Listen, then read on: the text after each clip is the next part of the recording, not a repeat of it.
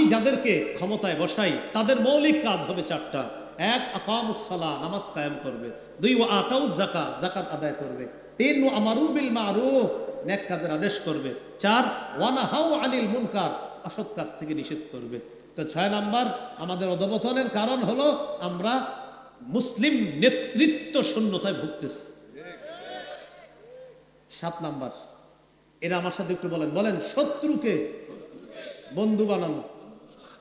আল্লাহ বলে দিছে এ তোমার শত্রু, না আমি কই না আমার দোস্ত।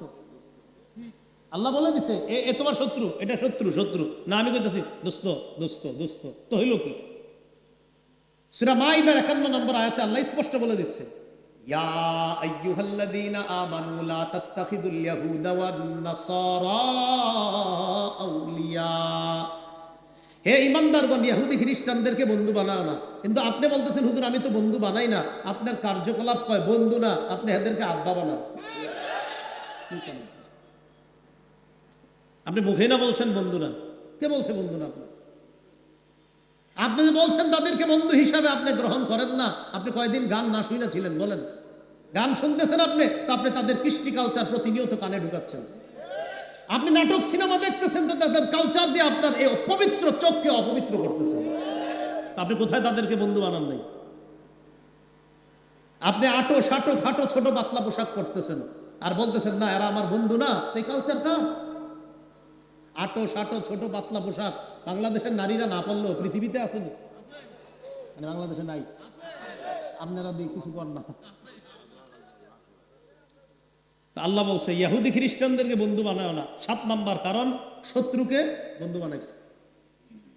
আল্লাহ বলে দিয়েছে ওমাইয়া তাওয়াল্লাহু মিনকুম ফাইন্নাহু মিনহুম, তোমাদের মধ্যে যারা তাদেরকে বন্ধু হিসেবে গ্রহণ করবে সে তাদের অন্তর্ভুক্ত হবে। এই গেল 7টি কারণ আমাদের অধঃপতনের। সর্বশেষ 8 নাম্বার কারণ, বলেন আমার সাথে, যথাযথ সুরা ব্যবস্থা না থাকা। সুরা কি? এটা অনেক লম্বা আলোচনা। আমার দেখবেন ইসলামী রাষ্ট্র ব্যবস্থা নিয়ে লম্বা একটা আলোচনা আছে, এটাও আছে, প্রায় দেখছি অনেকে ছাড়ছে, এটা একটু দেখে নেবেন। ইসলামী রাষ্ট্র ব্যবস্থা কিভাবে কি হবে, ওখানে সুরা ব্যবস্থা নিয়ে আলোচনা আছে। তো সুরা ব্যবস্থা থাকলে আমাদের জন্য অনেক কিছু সহজ হয়ে যেত। সূরা আলী ইমরানের 159 নম্বর আয়াতে আল্লাহ বলেন ওয়াশাবিরহুম ফিল আমর, নবীরে বলছে সব বিষয়ে আপনি ফিল আমরি, বিভিন্ন বিষয় ইত্যাদি বিষয়, গুরুত্বপূর্ণ বিষয়, ওই বিষয় ইত্যাদি বিষয়ে তাদের সাথে আপনি আলোচনা করেন। তো সুরা মাশওয়ারা করা, পরামর্শ করা, এটার অনেক গুরুত্ব। কারণ কথা হলো আমাদের সবার একটাই কথা, হুজুর পরামর্শটা করবো কার সাথে? এই জন্য সুরা ব্যবস্থা এটা একটা যথাযথ থাকা দরকার ছিল। এইগুলা এই 8টা কারণ বললাম, মনে থাকবে না 8 কারণ। 1 নাম্বার ইসলাম থেকে সরে যাওয়া। 2 নাম্বারটা গুরুত্ব দিয়েছিলাম, বলতে কি ভ্রাতৃত্ব আমাদের নাই। আমরা সবাই বলি মুসলমান ভাই ভাই, আসলে নাই।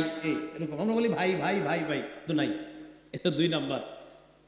3 নাম্বার কারণ ছিল আমরা পরস্পর অযথা বিষয়ে বিবাদে জড়িয়ে যাওয়া। 4 নাম্বার কারণ ছিল দুনিয়ার প্রতি আসক্ত হয়ে যাওয়া আর আখেরাতের থেকে আমরা বিমুখ হয়ে যাওয়া। 5 নাম্বার কারণ ছিল আমরা আমাদের মৌলিক অধিকার আদায়ের কিছু নিয়ম নীতি ছিল, এর মধ্যে একটা ছিল জিহাদ। এটার ব্যাপারে আমরা একদম টোটাল উদাসীন, এই পবিত্র বিধানটা সম্পর্কে আমরা জানি না। 6 নাম্বার আদর্শ একটা নেতৃত্ব দরকার ছিল আমাদের, এটা আমাদের নাই।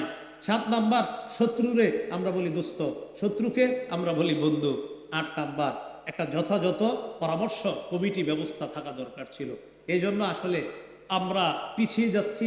তো আমি এই কথাগুলা কেন বললাম, আমাদের নীতি নির্ধারক ওলামায়ে হযরত যারা, তাদের কানে ওই কথাগুলো পৌঁছে যাবে। তো তাদের কানে যেন পৌঁছে, আপনাদের সবার কানেও পৌঁছে গেছে আশা করি। তো এই জন্য মানে আমার মনে হলো আর কি, এই কারণে আমার আরো আছে অবশ্যই কারণ। এই জন্য আমি মৌলিকভাবে 8টা কারণ বললাম, যে এই কারণে আমাদের পিছিয়ে যাওয়া। আরো অনেক কারণ আছে, কোরআন সুন্নাহ আরো পড়াশোনা করলে নিঃসন্দেহে আরো অসংখ্য কারণ বের হবে।